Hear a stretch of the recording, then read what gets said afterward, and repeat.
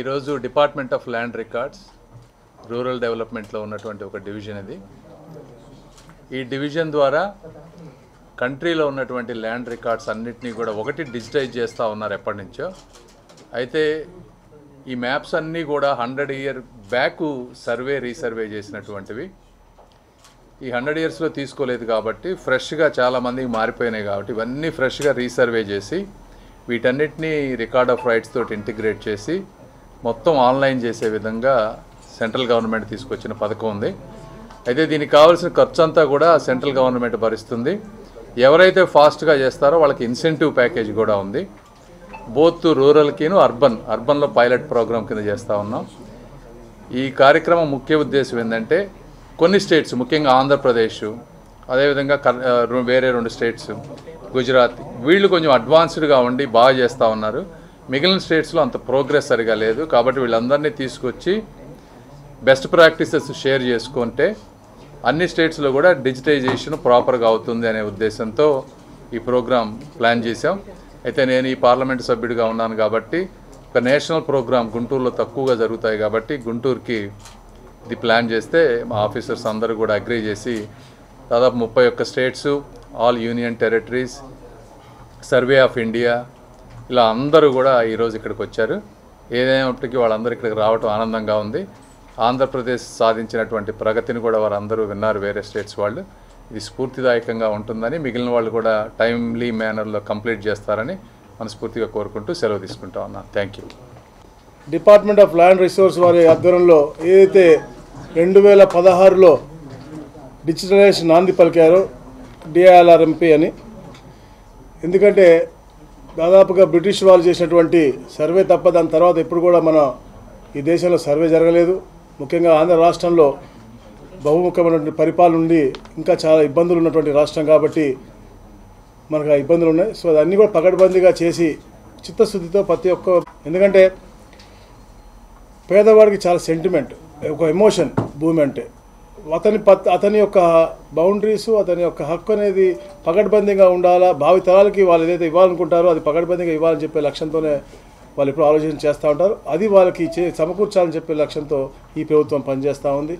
రాజకీయంగా కూడా మాట్లాడంటే గత ప్రభుత్వం ఏదైతే ఉండిందో దాని మీద శ్రద్ధ పెట్టకుండా కేంద్ర ప్రభుత్వం ఎంతో సపోర్ట్ చేస్తున్నప్పటికి కూడా ఇక్కడ ప్రభుత్వం గతంలో దాన్ని మంచిగా చేయలేదు. ఏదైతే గ్రీవెన్స్ ఉంటే సమయం 40 రోజులు 30 రోజులు ఇవ్వాల్సిన సమయాన్ని 15 రోజుల్లో పెట్టడం, అలాగే మీకు తెలుసు అప్పుడు ల్యాండ్ టైటిలింగ్ యాక్ట్ కూడా తీసుకొచ్చి అందరికీ భయభ్రాంతులు చేసినటువంటి పరిస్థితి.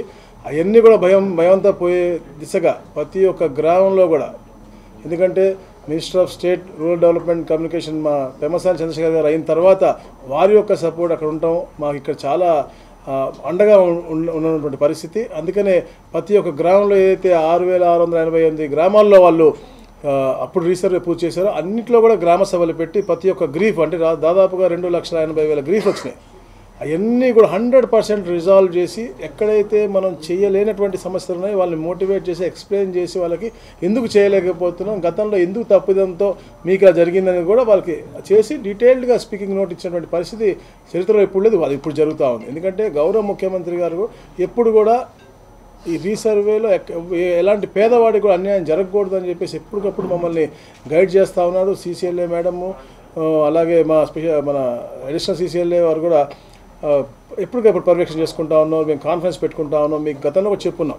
ఎందుకంటే గతంలో తగిన తప్పిదాలు ఎక్కడ కూడా జరగకుండా ప్రతిదీ కూడా బ్లాక్స్ చేసుకుని 200-250 ఎకరాలకు మించకుండా ఒక బ్లాక్ చేసుకుని దానికి ముగ్గురు ఆఫీసర్లని ఒక టీమ్గా ఏర్పాటు చేసి పెట్టాం. అలాగే ఏదైతే రీసర్వే చేస్తూ ఉన్నారో ఆ రైతుకి కంపల్సరీగా కమ్యూనికేషన్ ఇచ్చి వాట్సాప్ గ్రూప్కి క్రియేట్ చేసి వాళ్ళు బయట ఊర్లలో ఉంటే వాళ్ళతో వీడియో కాల్స్ కూడా మాట్లాడి వాళ్ళ బౌండరీస్ డిమార్క్ చేసి అన్నీ కూడా చేయడంతో పాటు QR కోడ్తో వాళ్ళ పాస్బుక్ కూడా మేము చెప్పే పాస్బుక్స్ అన్నీ కూడా జియో ట్యాగింగ్ చేసి అది QR కోడ్ కొడితే డైరెక్ట్గా ఫోన్ నుంచి వాళ్ళ భూమి మీదకి వెళ్ళిపోయే విధంగా వాళ్ళ బౌండరీస్ కూడా ఇచ్చే విధంగా నూతనమైన పాస్బుక్ కూడా మొన్ననే టెండర్ కూడా అయింది. ఎందుకంటే గత ప్రభుత్వం మీకు చెప్పాం, మళ్ళీ వాళ్ళు ఫోటోలు వేసుకున్నారు. నేను ఎప్పుడు చెప్తా ఉంటా, ఫోటోలు వేసుకుంటే మా అమ్మదో మా నాన్నదో మా తాతతో వేసుకోవాలి, మా భూమి ఇచ్చిన వాళ్ళు వేసుకుంటాం.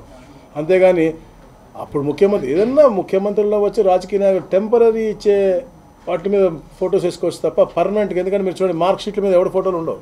ఎందుకుంటామంటే అది జీవితాంతం మనం ఎక్కడికైనా చూపించుకుంటాం. అట్లా ఈ పాస్బుక్ అనేది మన ఆస్తి. వీళ్ళు చిన్న చిన్న అడంగలో లేదా చిన్న చిన్న టెంపరీ ఉండేటటువంటి ఈసీ దాని మీద ఉండొచ్చు ఎవరిదైనా పొలిటికల్ లీడర్, కానీ ఎప్పుడు కూడా పర్మనెంట్గా ఉండే ఆస్తి మీద ఎప్పుడు ఉండకూడదు.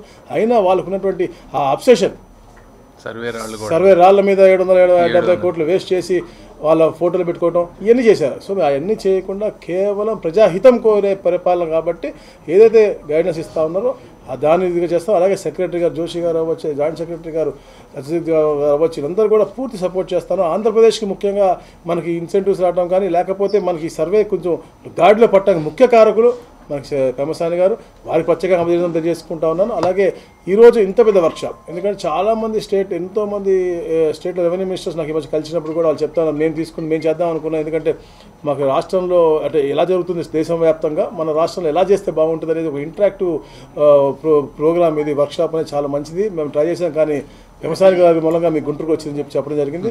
సో నాకు చాలా సంతోషంగా ఉంది. దీని ద్వారా రైతులకు మంచి జరగాలి. ఎందుకంటే ఈ వర్క్షాప్లో మనకు ఆ జ్ఞానం పెంచుకుని మనం వచ్చి మన ఆఫీసర్లు అవ్వచ్చు, ఇక్కడ ఉన్నటువంటి డిపార్ట్మెంట్ వాళ్ళు కూడా బెటర్ ఇన్నోవేటివ్ ఐడియాస్తో ఇంకా బాగా చేయగలరని చెప్పేసి కూడా నేను ఆశిస్తా ఉన్నాను. Thank you. జై హింద్.